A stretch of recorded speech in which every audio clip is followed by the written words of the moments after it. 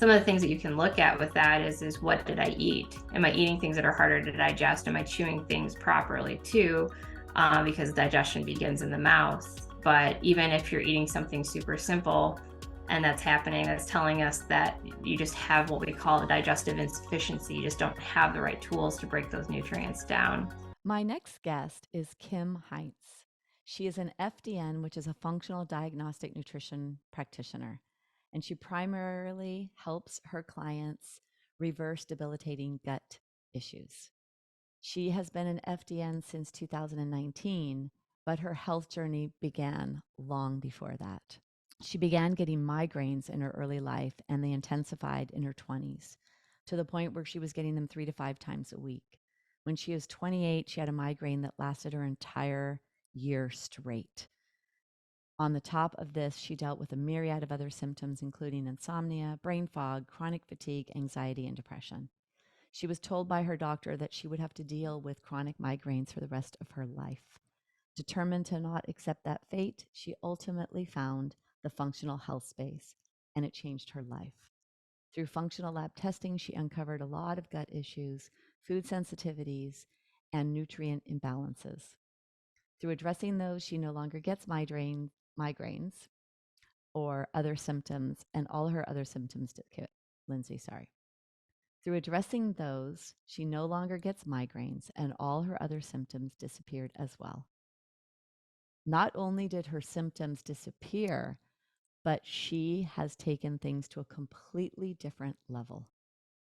In addition to running her business, she is also a top competitor in long distance mountain biking in the Midwest of the United States, often taking a podium spot. She feels better at 42 than she ever did at 32 and even 22. Her own life-changing experience is what led her to become an FDN so that she could help others experience the same freedom she has. Kim, welcome to Stronger Balanced Lifestyle Podcast. I'm looking really forward to having this conversation with you today. Yeah, thanks for having me. Okay, so I asked you to be on here because you are a functional diagnostic nutrition practitioner like myself, and we both strongly believe in the value of functional lab testing. So I'd love to begin a little bit with your story and what even brought you to this place with functional lab testing. Yeah, well, I dealt with my own, like so many of us in the functional health space, I dealt with my own health issues for a really long time. It started as chronic migraines. I started getting migraines as early as 8 or 9 years old. And when I got into my 20s, they picked up intensity and frequency. And so throughout most of my 20s, I had chronic migraines 3 to 5 times a week until I was 28, when I actually got one that lasted an entire year.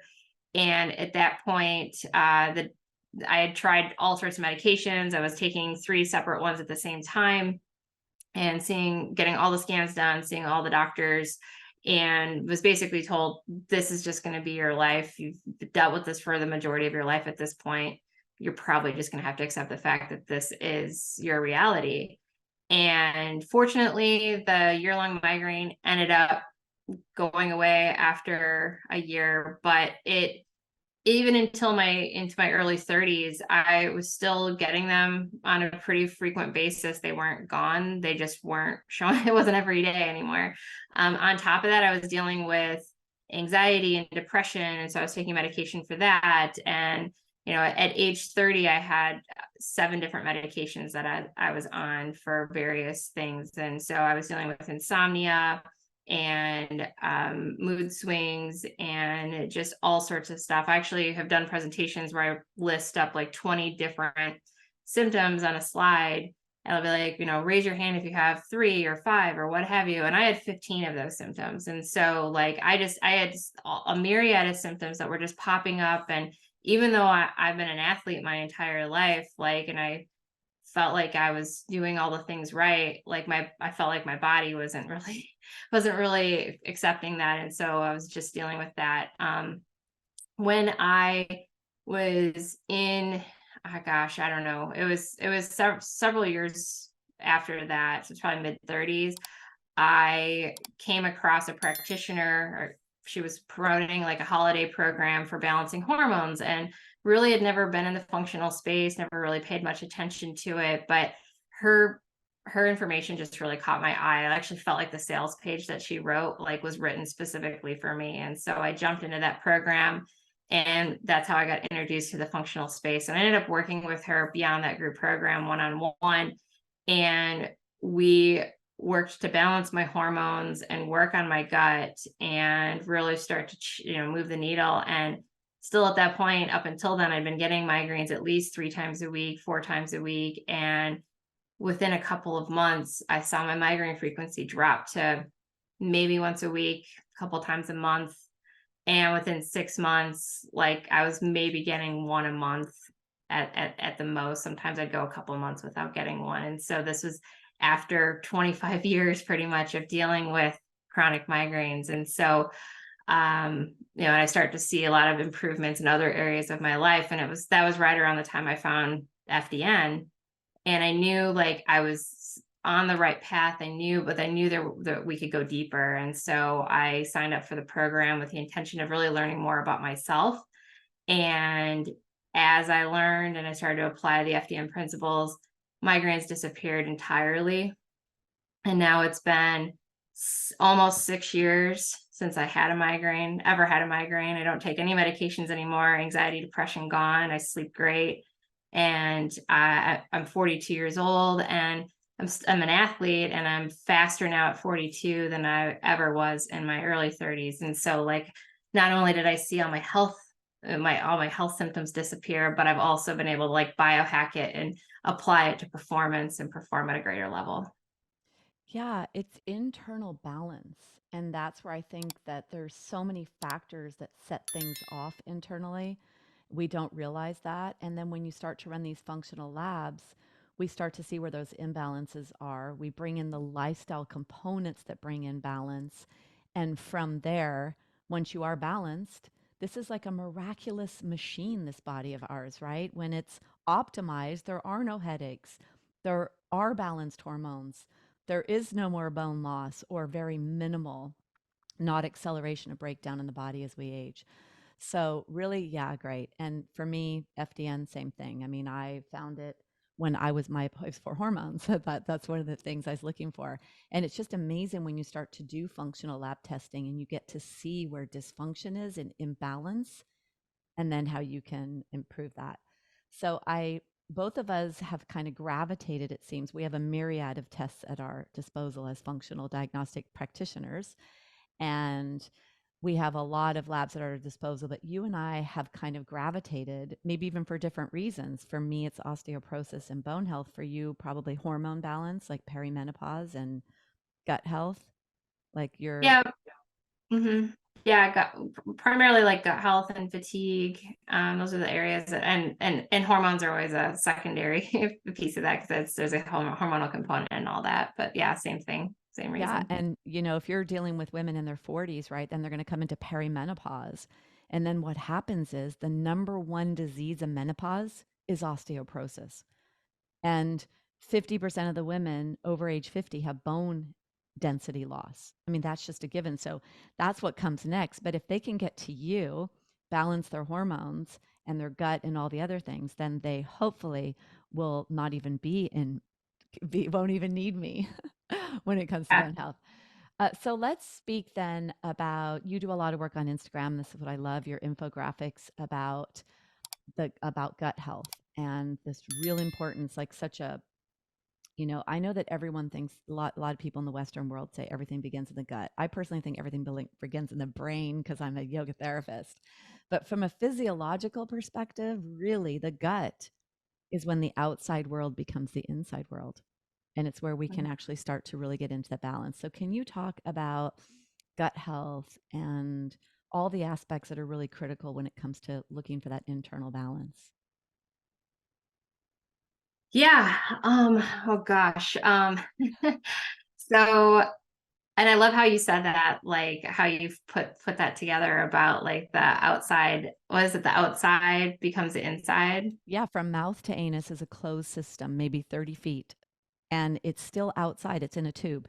Once it crosses a mucosal barrier is when it has the potential to become us. which is why Yeah, 80% of the immune system is there. That's why the liver is going to be so integral in this. And that's why inflammation begins, because that's why, 80% is there. And so, yeah, the outside world becomes our inside world. love And that. so, yeah. So, Yeah. Yeah, go ahead. no, so the lab that you and I both use for this is the GI map, which is a stool lab, which is a clinical lab with all clinical markers. So explain about that, and what are the body systems or the areas that we can really, the information we can glean from that that can actually then help us guide our clients towards healing and internal balance.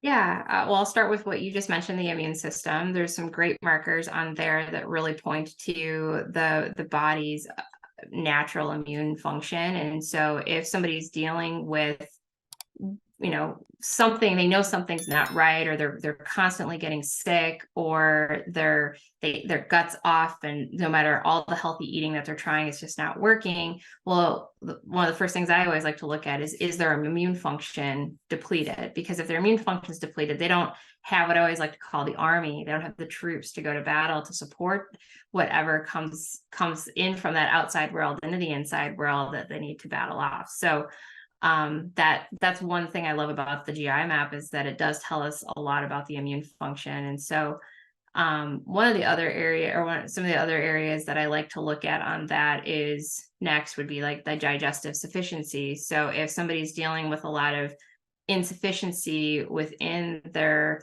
digestion, and they're not able to break down those nutrients from the outside world into the inside world, like they're not able to absorb those and use those nutrients. And so a lot of times I'll have conversations with people who are saying, I eat super healthy, yet I feel like it's not doing me any good.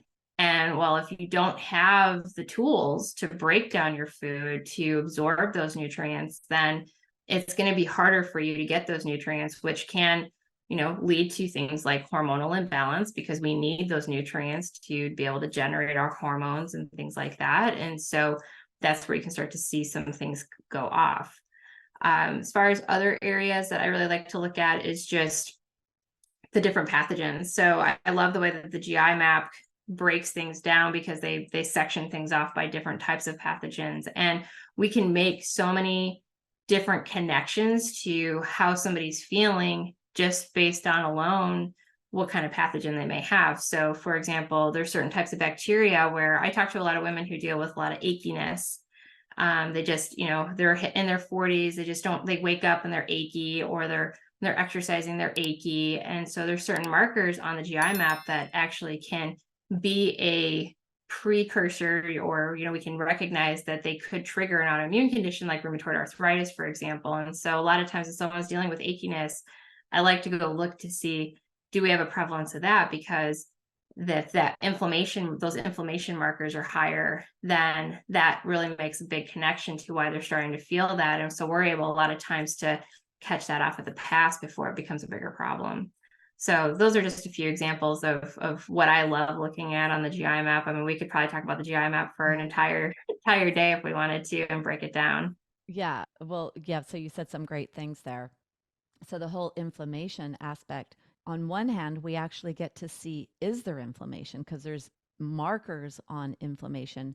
There's overgrowth, or I like to say too many weeds in the garden. There's a lot of overgrowth that would be inflammation. And then there's actually a marker on the health of your immune system in the gut. So a lot, and there's so much out there about inflammation being behind the 80 to 90% or whatever. That's a big thing now. We're realizing the inflammation, or just even noticing that your body is on fire in the first place. So that's what you said.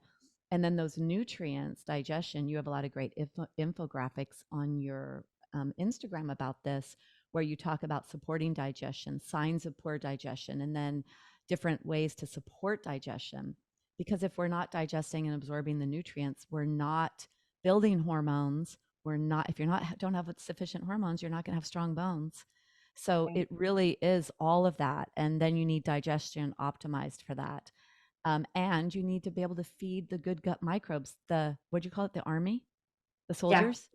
Yeah. Told you.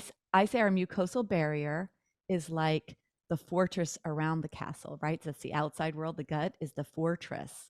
And then the inside is your castle, or for me, I say your skeleton or hormones or whatever.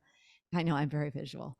It I works love for me to think of this, but it also works for me to help people understand. And so those soldiers on the outside need to have supplies. They need to be fed and have clothing and have artillery and all of that.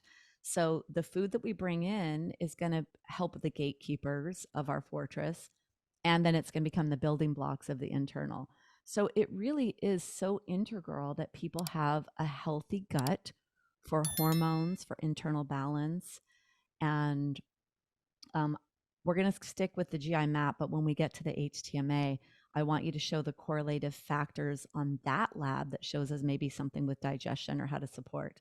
So your infographics, I'm going to go to that because I love it. Can you just give some symptoms? Like, what could ladies look for? I don't know if you work with men too. I mostly work with women, but what are some symptoms to look for impaired digestion? Like, what could somebody, what would they, some symptomology? Yeah, well, undigested food in the stool is a really big one, right? If you feel like you're eating food and it's just passing straight through you, or you're seeing, last night's dinner in the toilet. Not trying to get too graphic here, but when you do, it's telling us that your body is not breaking things down, and so there's something going on that's not able to fully digest and break down the food that you're consuming, and so that's a really easy one. Some of the other ways that we can identify impaired digestion would be things like um, symptoms that you probably wouldn't even consider, maybe things like fatigue, for example, because if you're not absorbing your nutrients, you don't have that energy coming from the food that you're consuming. And so that can lead to digestion. You can also experience something like stomach pain, for example, because you're eating something and it doesn't feel like, maybe it's a fullness where you're just like, you eat something and it's just, even if you eat a little bit and it's just sitting there in the pit of your stomach and you just feel like you're overstuffed, even if you didn't fully eat, like a huge meal or something. Or even digestive pain, where there's actually some pain that's coming from consuming food. And that's, again, just kind of coming down to the fact that you may not have the body's just not able to process all the stuff that you're putting into it. And so some of the things that you can look at with that is what did I eat? Am I eating things that are harder to digest? Am I chewing things properly too? Because digestion begins in the mouth. But even if you're eating something super simple and that's happening, that's telling us that you just have what we call a digestive insufficiency. You just don't have the right tools to break those nutrients down. So those are some of the signs that we might see with impaired digestion. Yeah, and then as we age, we lose the ability to produce hydrochloric acid, or there might be some bacteria that's interfering with that as well. So digestion is critical, right? You just said fatigue, and that's in order for the cells to make energy, they need the ingredients. Like if you're going to bake a cake, you need flour, butter, eggs, and sugar, right? I mean, that's a minimum I think you need for a cake because you need it to rise, you need it to taste sweet, you need the protein structure. And then you probably need a fat source, so it'd be a little more tasty. And it's the same thing with our body. In order to build hormones, to build bones, to build muscles, we need the building blocks, and that's going to be with digestion. Yeah, and even if we do look in the, do we all look in the toilet every morning, like, or when we go to the bathroom? I think we all do, right? So yeah, I mean, it seems like, I mean, I have plenty of conversation to do. I talk to a lot of people, especially on Instagram, and um, I have conversations about it frequently. So I do think it's a pretty common thing. It's just where no one's talking about it. Yeah, it's funny because here in the West, we don't, right? Poop. Oh my gosh. And then I have kids. So I would read the book, Everyone Poops, because you want the kids to know everyone poops. But if you're in countries like Asia, like India, a girl I was going to school with, she goes, my parents still call me every day to ask me if I pooped because they actually realize that that's a sign of healthy digestion is to have a daily bowel movement in the morning. But yeah, so looking at your poop and noticing these things. And then, really, if you really want to know what's happening in your gut, you've got to run a stool test, Yeah. right? I mean, it's Yeah. really, do you know how many It's markers there are on the GI map? I've never counted, but it's like 6 pages of single space lines. So there's a lot of data that we get from that single sample that we collect. Yeah. And so how would you know without running that? And that's what I say. I know for me, when I first ran functional labs, I was like, wow, like the whole world opened up. It's almost like going down inside and you're like, whoa. And then you have that opportunity to fix what you need to fix. Yeah. So running a stool to test for me, I think is imperative with the women that I work with. I'll try to give general recommendations. We could say this can be, look for this is how you could support digestion. This is how you could look for it. But really, you've got to look deeper. Like in our schooling, they say test, don't guess.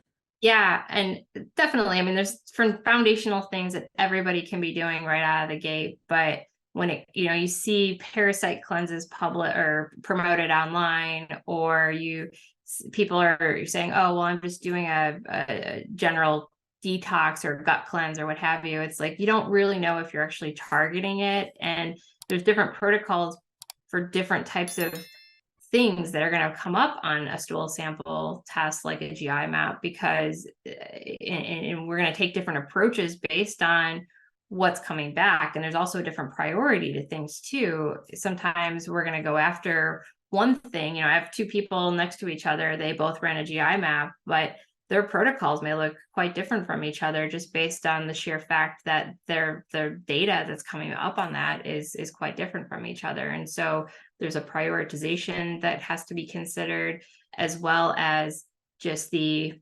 individual markers themselves and what that's telling us about what's going on with that person. Yeah, I think that's important, right? So probiotics, we're going to be they're that digestive enzymes.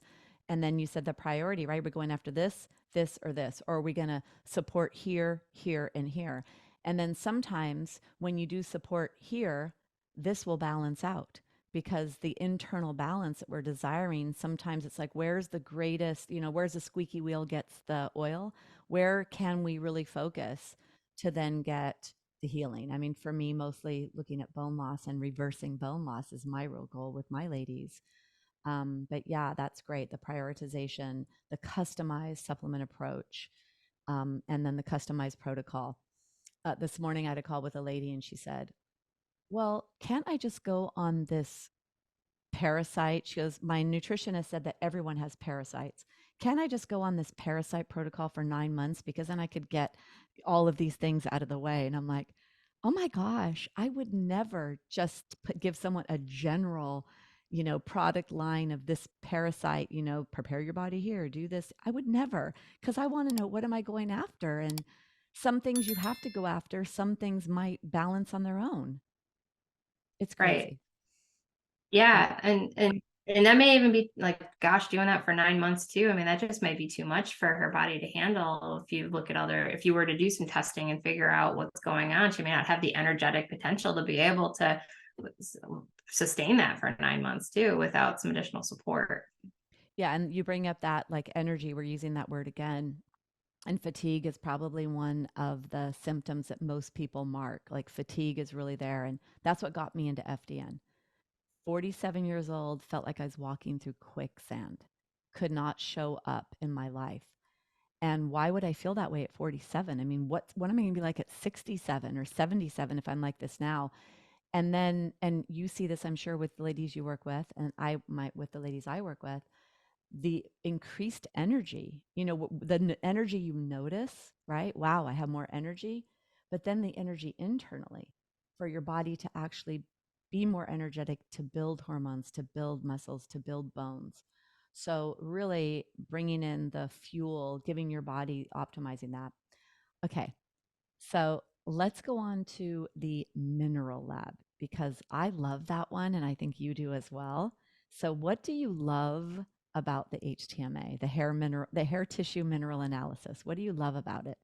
I I geek out over this test. I mean, I love the GI map. The GI map and HTMA together are my two favorite tests of any lab that we run. And I just some of the things that I love about HTMA is it tells us so much about what's going on inside us. It tells us about our adrenal health, our hormone health.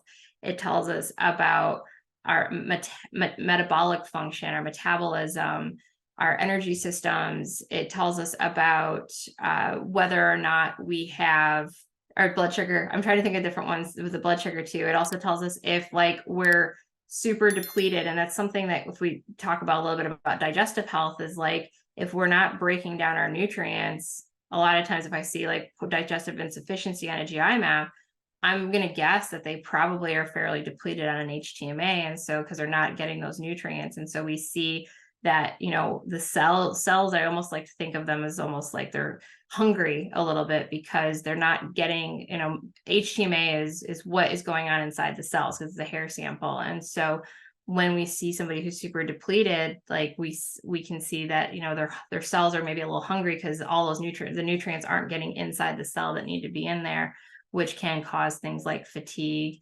And so it gives us a lot of answers about things going on with people, like some of their common complaints too. And so a lot of times, even within the first few minutes of reviewing an HTMA with a client, we're able to give them so many different answers and ahas just by talking about some of the high level stuff. And then when we get in even deeper, because the HTMA is something that you can go down a pretty deep rabbit hole with, like we just see and are able to connect so many dots to how somebody's feeling. Yeah. And I find, so do you find that you're seeing like a majority of the people, like I know that they say there's slow oxidation and fast oxidation. Those are two of the oxidative rates that we look at on a hair mineral. And so they're saying 80% of the population is in the slow oxidation category. Whereas I think before, like babies start off as fast oxidizers, then they move over to slow. And I think even in some of the research that I've looked at with HTMA, it used to be less, like there was more fast or not as much slow because we're really burned out. We have a lot of stress and a lot of stress in the body. But what I find out in my population, because I'm so specific of menopausal females with osteoporosis, that I see larger percentages of the same findings. Like I actually find a lot of four lows patterns. Do you find a lot of four lows in your population? I have been seeing way more forlows in the last, I'd say, year and a half, as well. Slow oxidation, like you said, like 80%, they say that 80% of the population's slow oxidizers, but like with who I'm working with now, I would say that it's probably split almost 50-50 right now with slow oxidation and four lows. And then I get a few fast oxidizers here and there. Yeah, I get fast oxidizers that are at the end where they're going to go into slow oxidation. And for those listening, when we say four lows, the first hair mineral, we look at the four macro minerals. And those four macro minerals, wherever they are, we're supporting, we need to bring that balance in. So four lows means you're low on all the four primary or macro minerals: calcium, magnesium, sodium, potassium. I've almost never seen someone great with potassium. And I always said you see that sodium marker. So the sodium marker, I was just reading about this, and because you geek out, you're probably really know your stuff with this. That sodium is so important for HCl production, for the hydrochloric acid digestive juices production. Hmm. And Yeah. and there was all that talk about blood pressure and don't eat salt. So I find a lot of people have shied, or my population anyway, shied away from salt. Yet I see lots of low sodium on Yeah. my labs as well. Mostly what I see is low sodium, a lot of low, and I see a lot of low sodium too. Hmm. and potassium. Yeah, Lilo, I've seen potassium super high on just a couple of them, but I would say, yeah, 99% of the HTMAs I've run have been pretty low, pretty tanked out potassium, sometimes like one, like basically at the very bottom of the chart. Yeah, double It's a bar. carrots. It's double carrots. Hmm. Like it's like a one, like the optimal is 10, and you get people in the really low, like one. I mean, I'm always suggesting potassium support, but then you'll have those double carrots. And then the progression of minerals, I think that's another cool thing is that the minerals are like the basics. I know we use that word spark plugs over and over. They're kind of the workings of the internal body. We need those. And maybe where people that don't have this knowledge, people have heard of electrolytes, and we know about Gatorade and not that that's a good drink, I know, but when people are doing races and stuff, we're always trying to replenish their electrolytes because it's so important for athletes to actually have those basic aspects of health and functionality of the body. I mean, for optimizing yourself when you're doing sports, but for, Susie Q, who's just an average person, not doing a mountain bike up and down the hill, but just to live everyday life, we need those basics. And Yeah. so with the hair mineral, that whole progression, we could see like where the progression is. Yeah, I love the hair mineral. I love to retest the hair mineral because I love to see the shifting. Oh yeah.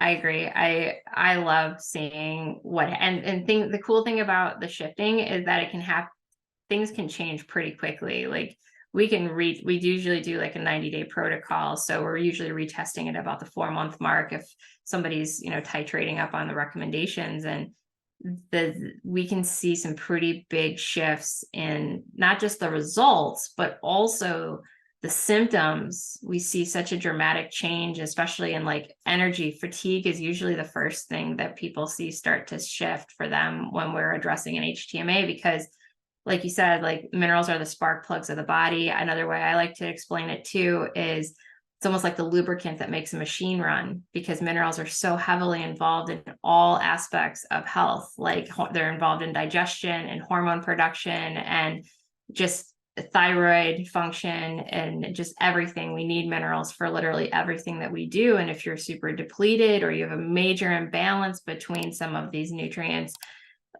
the energy just isn't getting to where it needs to go. And so when we start to just turn that dial a little bit, people, the machine starts to work more optimally, and they feel that in how they're showing up and how they're just, overall just feeling, they almost feel like a veil has been lifted a little bit, or a cloud has been lifted from them, because they're seeing their nutrients are starting to get nourished the way that their cells are starting to get nourished the way that they're supposed to.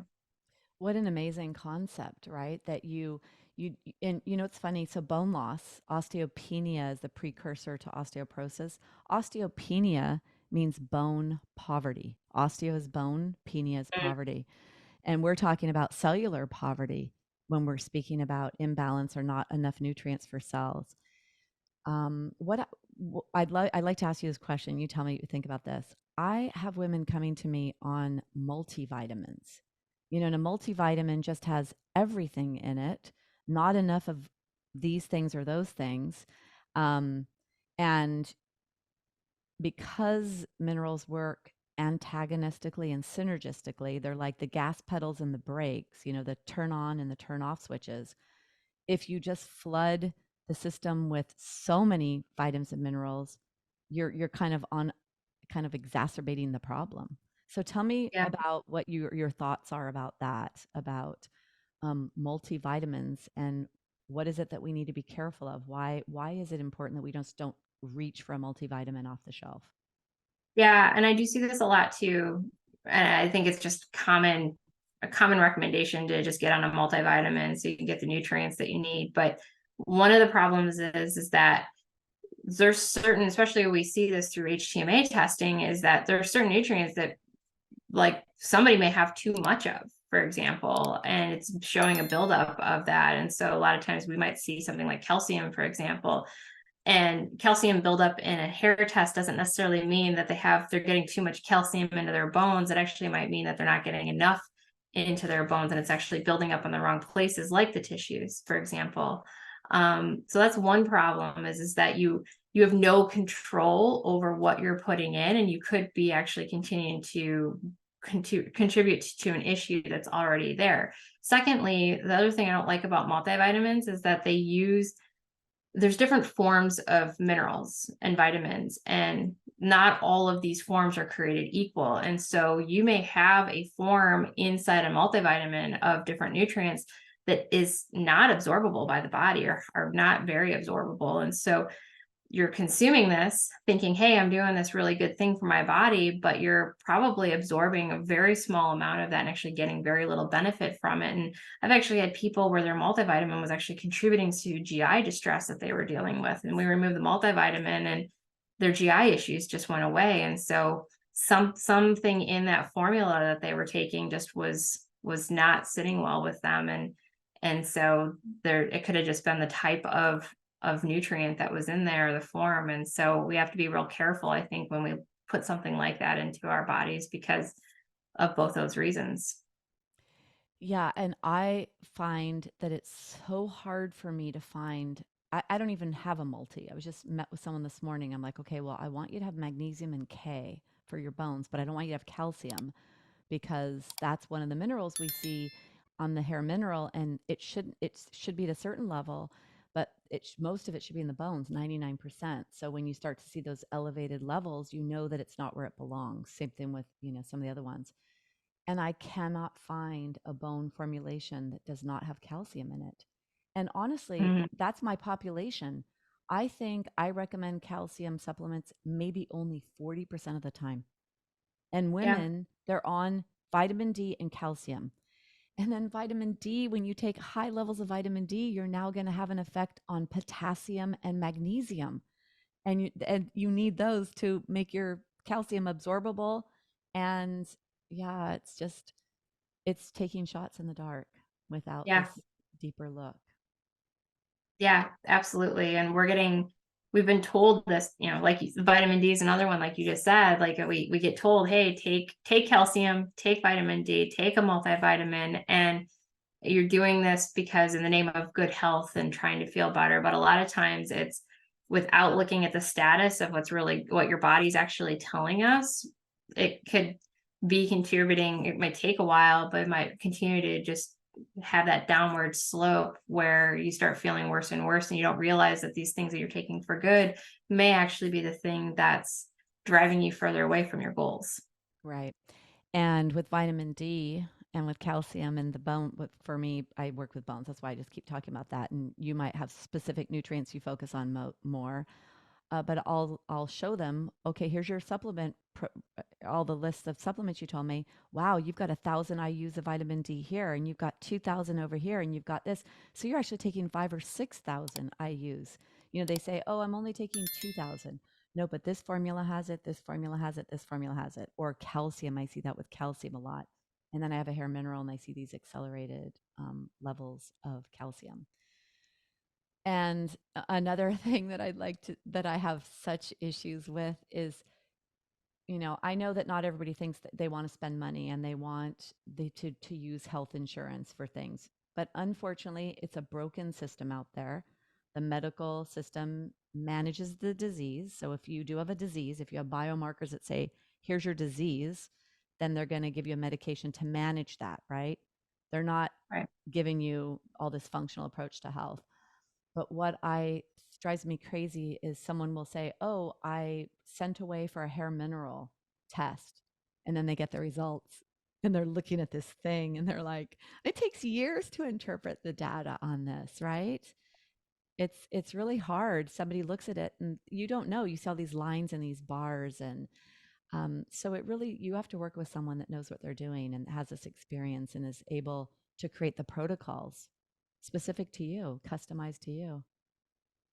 Yeah, I see that a lot. There's a couple of Facebook groups that I'm in that, you can buy a hair tissue mineral analysis online for, fairly inexpensive, but it unfortunately, like you're right, it's not something you can read at face value and you need that expertise. It's not something that you can be like, oh, this number's high, I need more of, or I need less of this, or this number's low, I need more of this.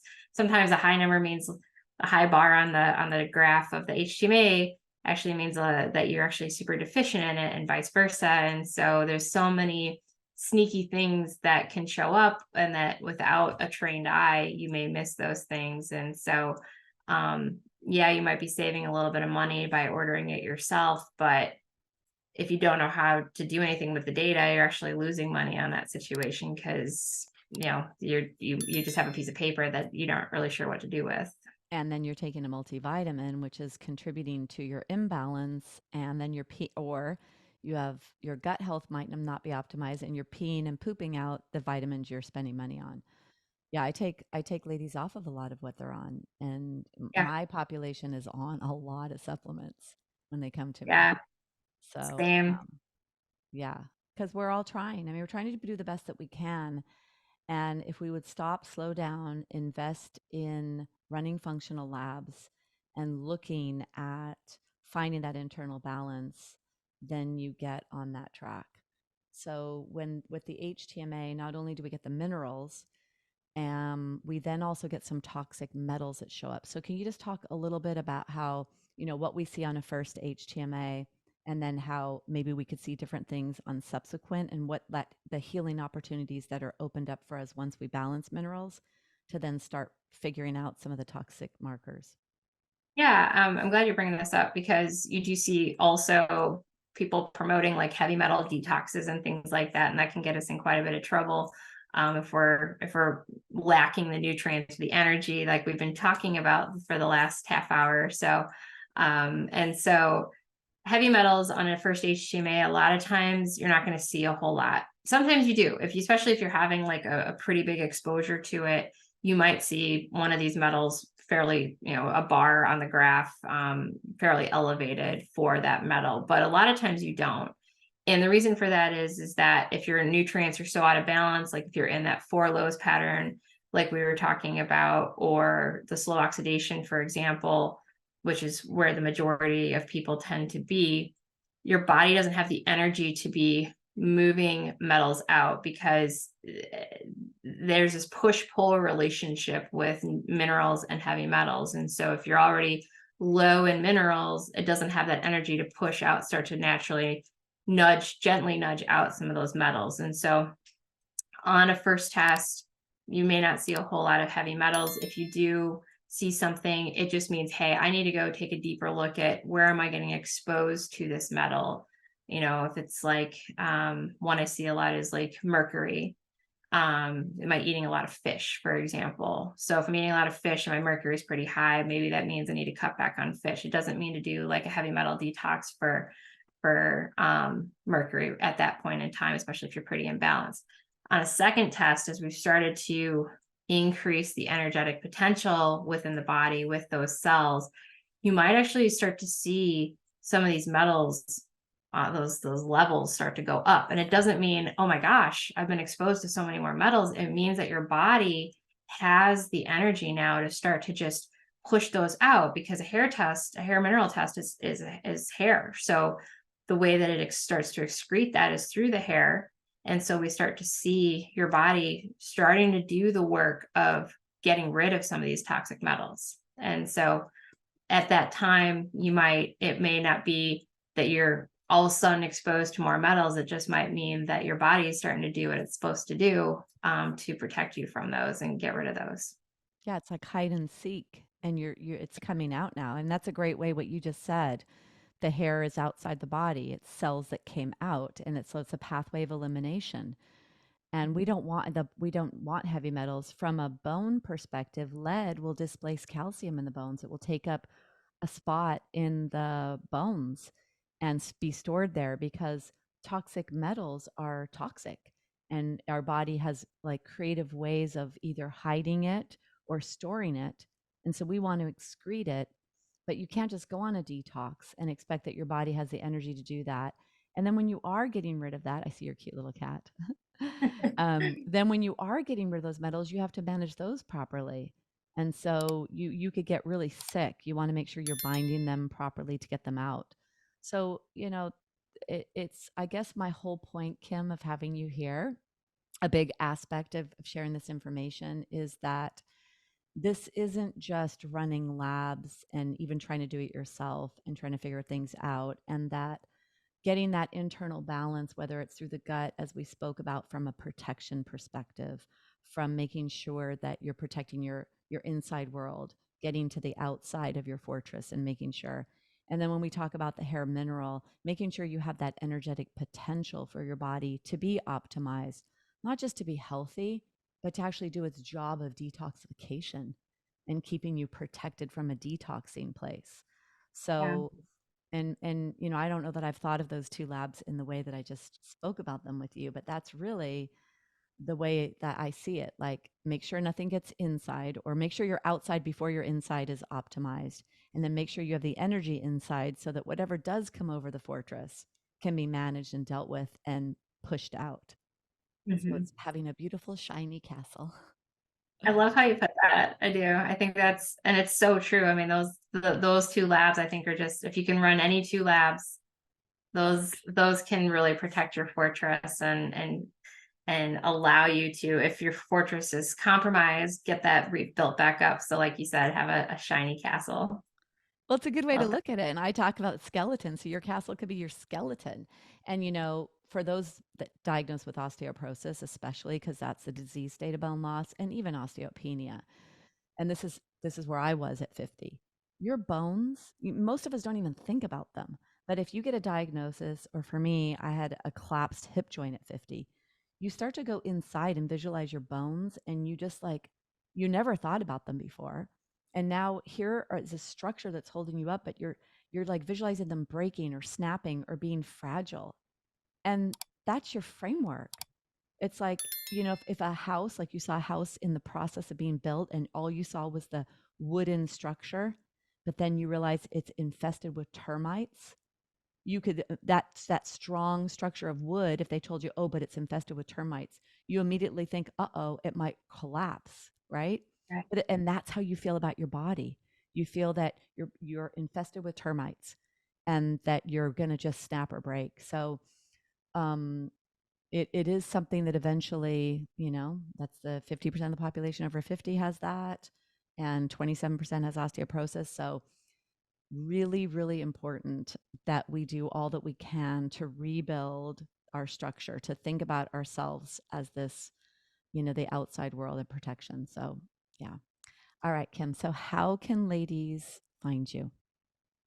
Yeah. I hang out primarily on Instagram. My Instagram handle is just my name, so Kim.Heintz, and I'm very Spell active that. there. Spell it for us. Eight, yeah, so Kim, just Kim, and then dot, and then Heintz is Heintz.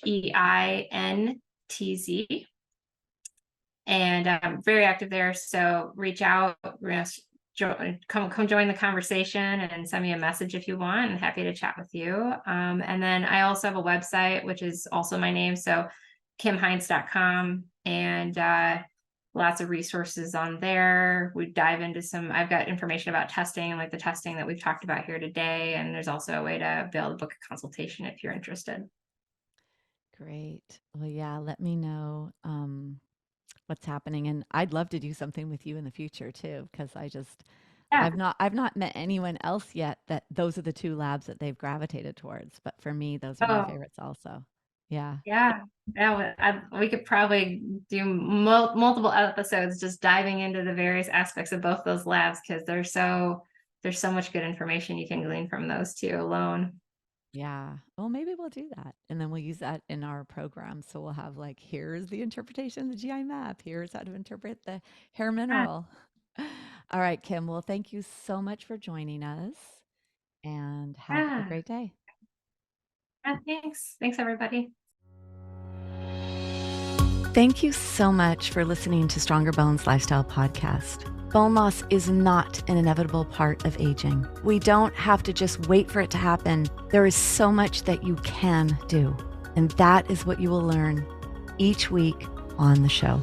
Go to my website, debirobinson.com, if you want more information about what was shared in today's episode.